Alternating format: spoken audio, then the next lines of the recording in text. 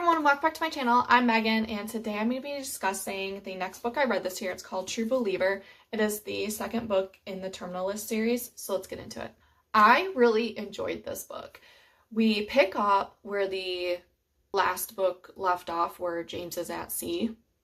For the first, I would say like half of the book, maybe 2/3 of the book, we just get James's life at sea and the adventures he's been on, which is really cool because I think the idea of being at sea and just the life that someone lives, I think is so cool because it's something that I wouldn't be experiencing on a day-to-day basis.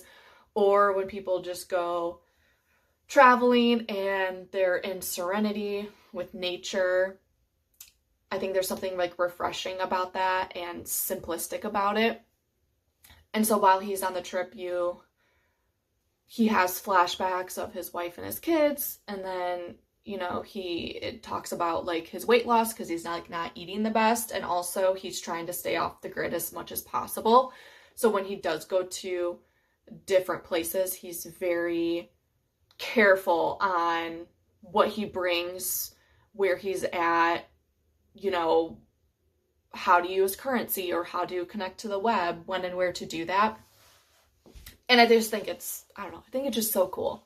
Like, it makes you feel like you're in that world with him. You also get a lot of flashback and backstory with him in college and meeting his friend Rafe, who's, I think, family's boat he's actually on. I can't remember if his sister or one of his family's members live in the New England area, and that is where he ends up porting from, is there.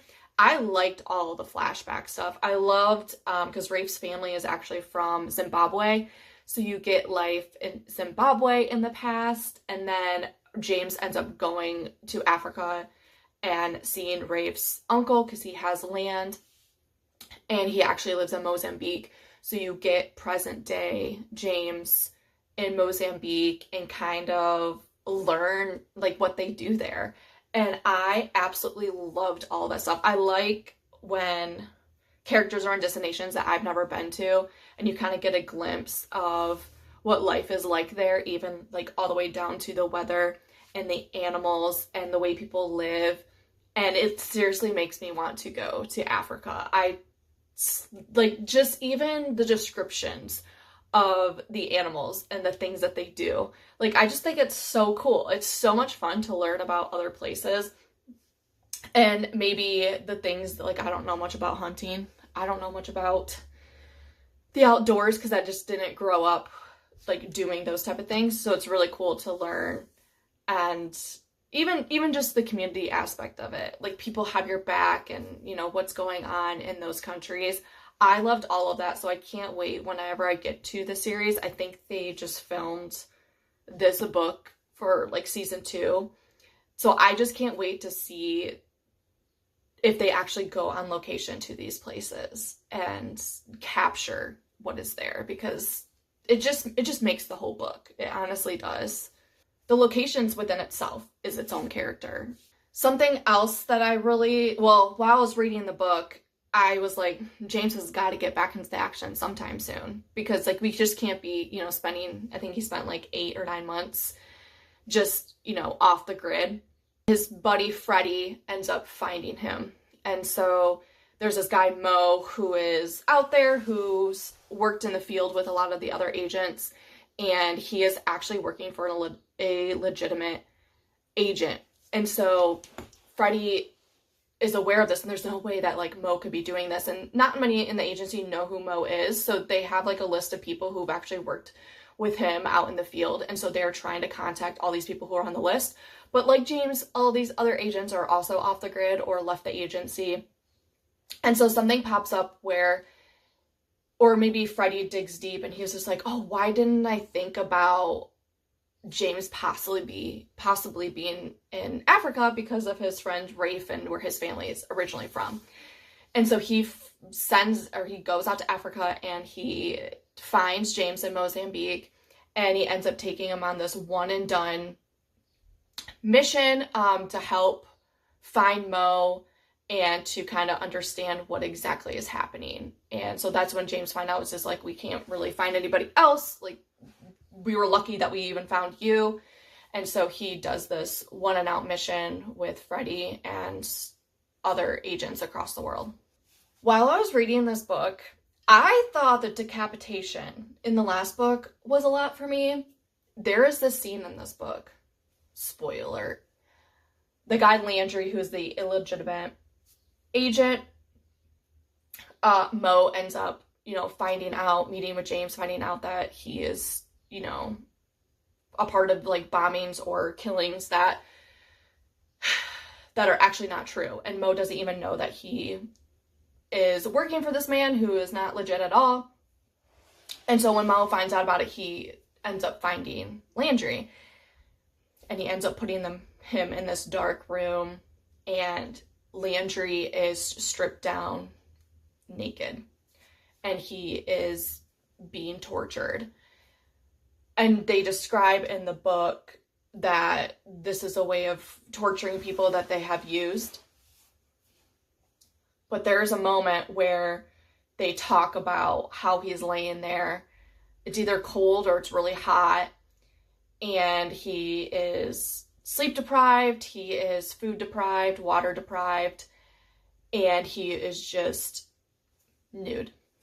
And while reading it, I don't know why, but it sounds so wrong, but it was just the way it was written. It was like kind of like beautiful in a way where you just feel for him in that moment. Like I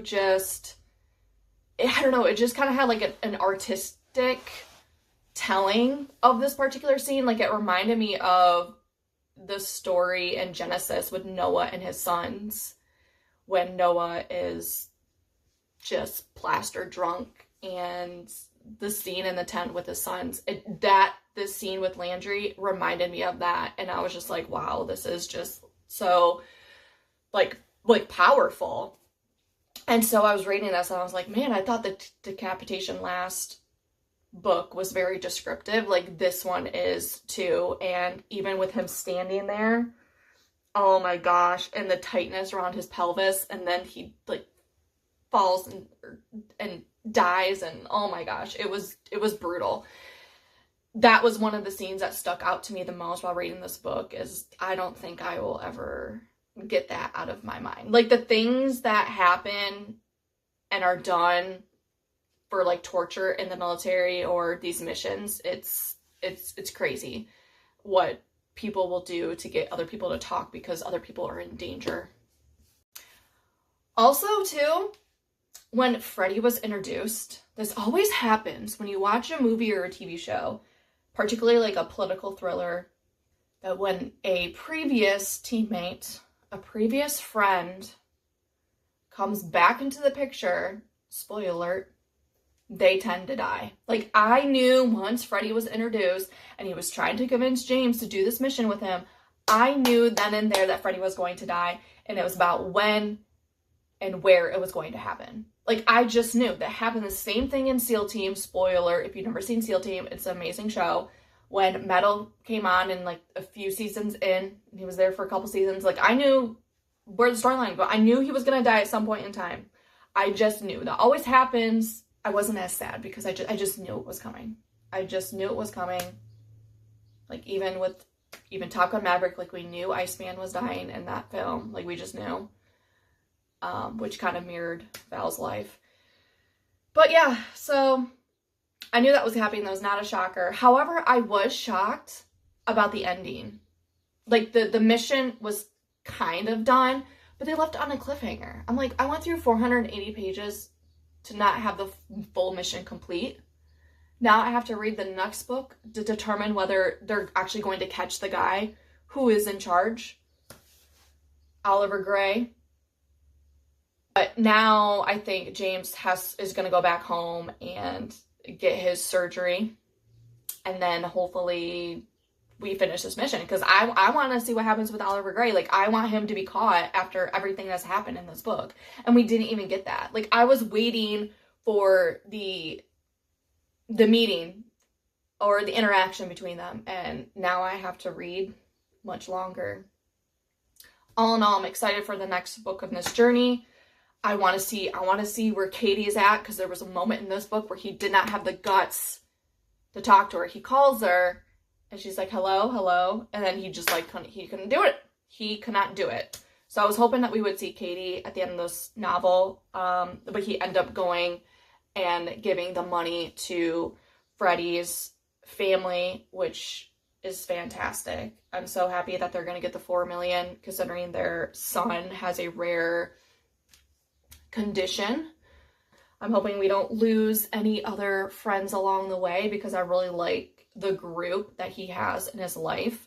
And I can't wait to see more of, you know, what they do, because at the end of this book, Rafe and James are going to go on the mission to go find Oliver Gray and to get justice in the person who killed Freddie.